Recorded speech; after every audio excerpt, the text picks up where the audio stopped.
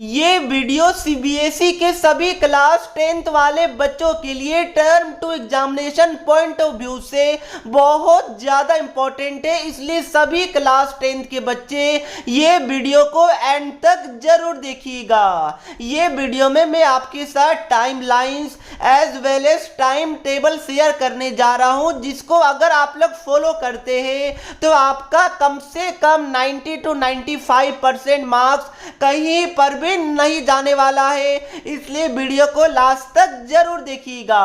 और video start करने से पहले हमारे एफर्ट के लिए सब्सक्राइब एंड लाइक जरूर कर दीजिएगा। प्यारे बच्चों, जैसा कि आप सभी का एग्जाम मेन सब्जेक्ट का 27 अप्रैल से स्टार्ट है, पहला सब्जेक्ट इंग्लिश का है, तो आप लोग ये दिमाग में लेकर चलिए कि आपको सारा कुछ 22 अप्रैल तक 22 अप्रैल तक ही हर हाल में कंप्लीट कर लेना है, क्योंकि इसके बाद से आप लोग वही सब्जेक्ट पढ़िएगा जिसका आपका एग्जाम है। लाइक 23 से लेकर उसके आगे तक इंग्लिश का आप लोग प्रिपरेशन कीजिएगा, इसलिए 22 अप्रैल ही लास्ट डेट है, ऐसा आप लोग मान के चलिएगा। दूसरा प्यारे बच्चों, जो आपका सिलेबस है उसको आपको हर हाल में 15 अप्रैल तक कंप्लीट करना ही करना है। जितना आप कर सकते हैं उतना करिए, सभी सब्जेक्ट का 15 अप्रैल तक आपको सिलेबस कंप्लीट कर लेना है, या फिर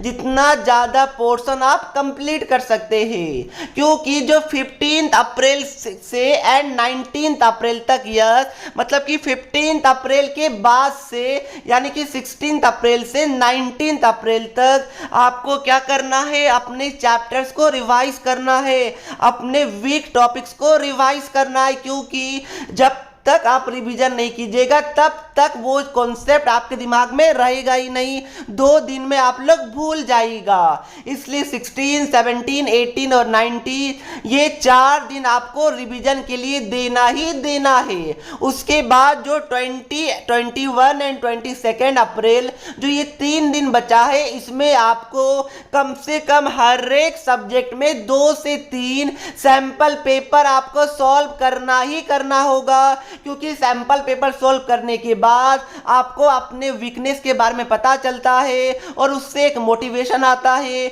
और बोर्ड एग्जाम देने से पहले प्रैक्टिस भी हो जाता है, टाइम मैनेजमेंट भी आपको पता चल जाता है। तो दोस्तों, ये 3 भाग में मैंने बांटा है। 15 अप्रैल तक आपको सिलेबस कंप्लीट करना है, देन 16 से लेकर 19 तक आपको रिवाइज करना है, देन 20 से लेकर 22 अप्रैल तक आपको हर एक सब्जेक्ट में 2 से लेकर 3 सैंपल पेपर सॉल्व करना ही करना है। प्यारे बच्चों, अब मैं आपको टाइम टेबल बताता हूं। ये था टाइम लाइन जो आपको फॉलो करना है।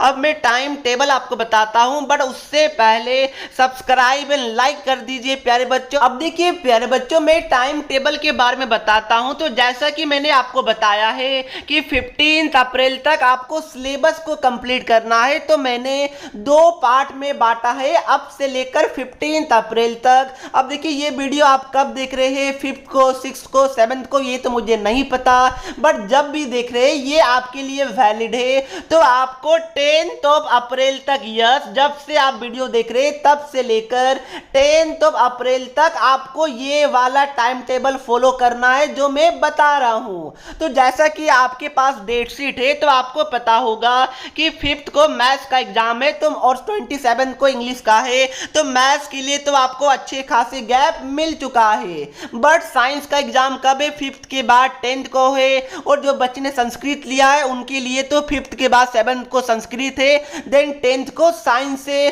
तो भाई संस्कृत वाले बच्चों के लिए तो ज्यादा टफ है, बहुत कम गैप मिला है।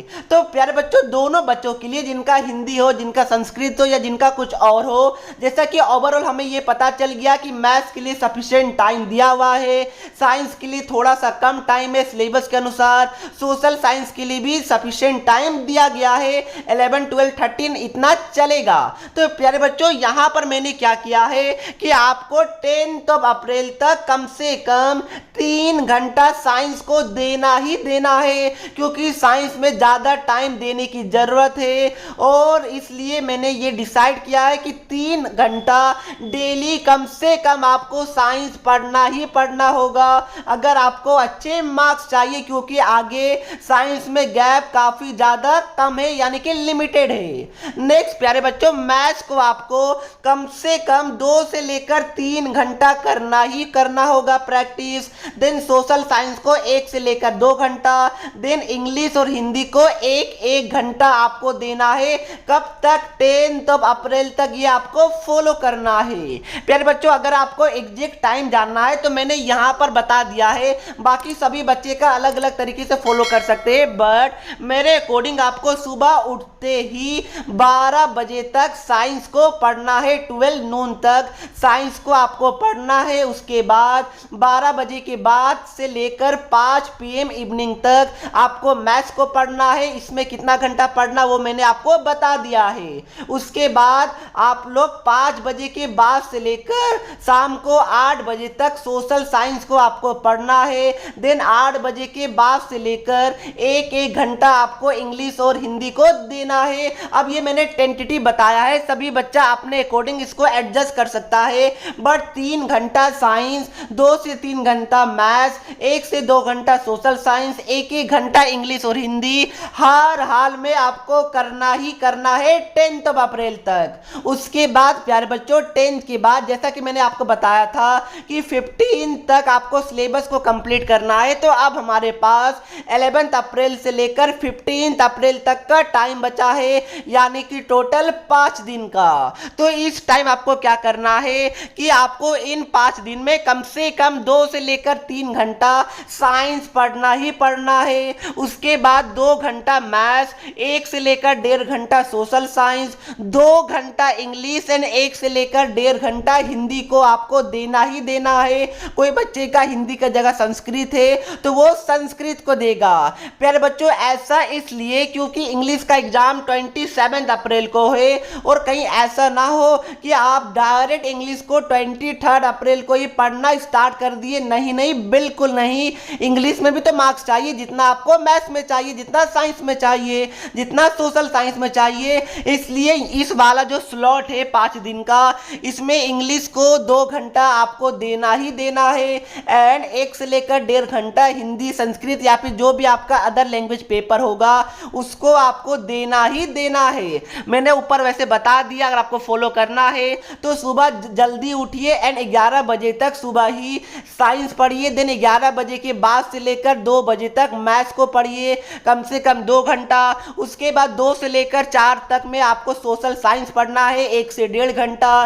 देन 4 बजे से लेकर 7:30 बजे तक आपको 2 घंटा इंग्लिश पढ़ना है इसके बीच में। देन 7:30 बजे से लेकर रात तक आपको हिंदी पढ़ना है, 1-1.5 घंटा पढ़ लीजिए। उसके बाद थोड़ा बहुत रिवाइज करना है तो कर सकते हैं। अब कुछ बच्चे ये भी बोलेंगे कि सर मेरा तो कंप्यूटर एप्लीकेशन है, मेरा तो आईटी है, तो क्या इसका नहीं पढ़े?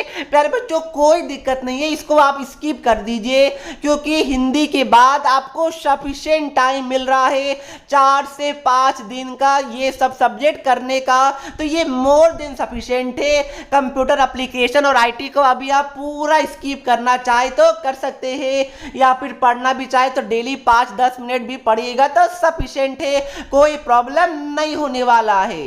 तो प्यारे बच्चों, अब 15 अप्रैल तक जैसा कि मैंने आपको बता दिया, अब 16 अप्रैल से लेकर जो 19 अप्रैल तक है उसमें आपको क्या करना है? रिवाइज करना है। क्या रिवाइज करना है? जो आपने ऑलरेडी 15 तक पढ़ा हुआ है उसको रिवाइज करना है।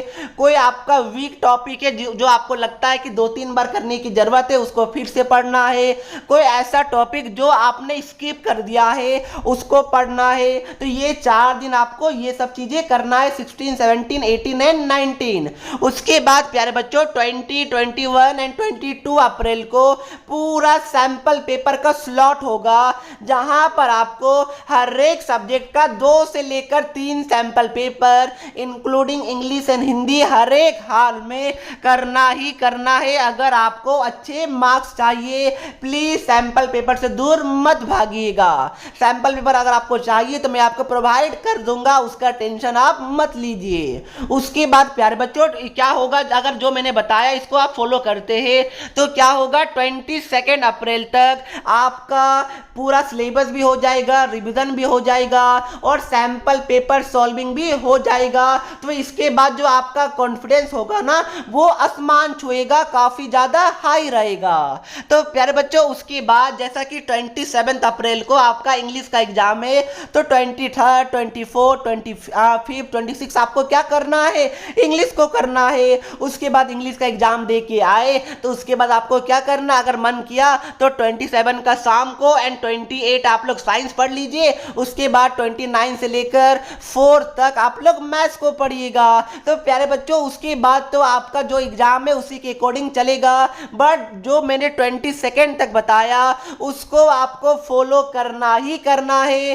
क्यों करना है, नो एक्सक्यूजेस, ओनली पढ़ाई। यस प्यारे बच्चों मैंने बताया अब कोई भी एक्सक्यूजेस का टाइम नहीं बचा है कि सर मुझसे हो नहीं पाया, मेरा मन नहीं कर रहा था, लेजीनेस आ रहा था, कोई फायदा नहीं है प्यारे बच्चों। अल्टीमेटली जो आपका रिजल्ट रहेगा वो आपके पास लाइफ टाइम तक रहता है। ये जितना जल्दी आप दिमाग में बैठा लीजिएगा उतना इंपॉर्टेंट है, क्योंकि मेरे फादर है, मेरे पेरेंट्स है, उनका मार्कशीट अभी तक है अच्छे तरीके से। तो प्यारे बच्चों आप समझ सकते हैं कि कितना इंपॉर्टेंट होता है मार्कशीट, आपके साथ पूरे लाइफ तक हमेशा रहेगा। इसलिए ये टर्म टू एग्जाम को खराब होने मत दीजिएगा, ये मेरा आपसे रिक्वेस्ट है। तो प्यारे बच्चों इसी के साथ ये वीडियो हमारा एंड होता है। आप मुझे कमेंट करके बताइए कि आपका सिर्फ टर्म 2 में कितना परसेंटेज लाने का टारगेट है, 95%, 97%, 90%, 80%, 70%, जो भी आपका टारगेट है वो कमेंट करके मुझे बता दीजिएगा, और उस टारगेट के हिसाब से आपको पढ़ाई भी करने की जरूरत है। और दोस्तों वीडियो अच्छा लगा तो लाइक एंड सब्सक्राइब में कंजूसी मत कीजिएगा। सब मिलते हैं नेक्स्ट वीडियो में, तब तक के लिए पढ़ते रहिए। जय हिंद, जय भारत।